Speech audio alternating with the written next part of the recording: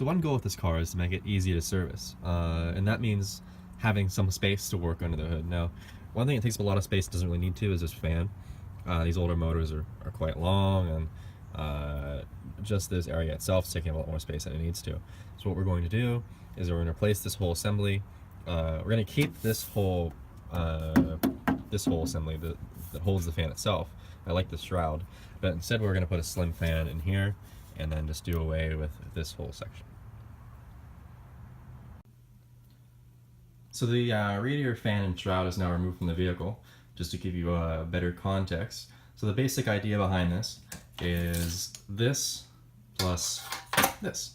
So we're removing this whole part of the shroud, the motor, and so on, and that will free up, oh god, that's a terrible sound. That will free up about like 5 or 6 inches there, which will make the car much easier to work on. And then it will be controlled by just a Hayden fan controller. So we'll see how this works. And we're back. So the slim radiator fan conversion has now been done.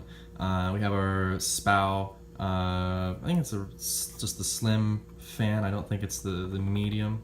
But anyway, it's a curved blade polar fan, and it's much thinner than the fan that was already in here.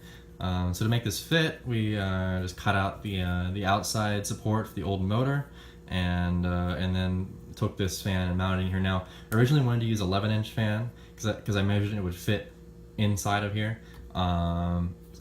Evidently, Summit Racing was wrong on their catalog. Spow's website was right, but I didn't check the website. I checked Summit Racing, and Summit Racing said the whole fan was 11 inches, but I should have known that was wrong. It's actually just the blade and not the outer diameter. So I had to make this a little bit bigger than I wanted to, which is why you see the caulking. This is Gorilla plastic metal caulking, so it should bond just fine to plastic and metal. And it's not just the caulking that's holding it in, there are bolts and such as well. And you see this here because I screwed up cutting and I had to tack weld this metal back in and then caulk it, but it's in there pretty well. So in regards to wiring, so we're just using a typical 40 amp fan controller. So it's actually designed for 2-speed fan, so this is all capped off, but it'll work for a one speed fan setup. It's adjustable, and then we just put little ring clips on the end, and these clips on the end of the fan connections, which are heat shrunk and so on. So I'll just turn over the fan real quick so you can see how it's mounted on the other side.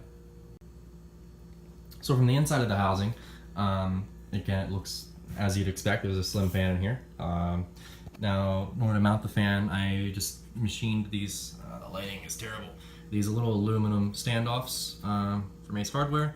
So this sits in here nice and flat, and we still have the factory flaps that we want to use. So what that lets us do is, when the vehicle is sitting or driving very slowly, this shroud allows the fan to create a vacuum to pull air through the entire radiator, right? So then these flaps close, and then while the vehicle is moving, these flaps can be open and more air can flow through than would with just the fan here. Now, the reason we did this whole swap was so that I would have much more room in the engine bay. So we'll go install this and then you'll see how much room that frees up. So we're at the car now, and the slim radiator fan conversion is now installed. The shroud is bolted to the radiator. The temp sensor is now installed. The wiring is now installed for that drives the fan. You see we have the ground attached here. The hot is attached to the hot on the starter, since that is basically runs directly to the circuit breaker on the battery. And then we have this guy, which I'll just be mounting on the side of the body, and then we have 2 fuses of course. So that's that. You can see it frees up a lot of room here. It seems to be in fairly well, and it's not in the way of anything. So we're good to go.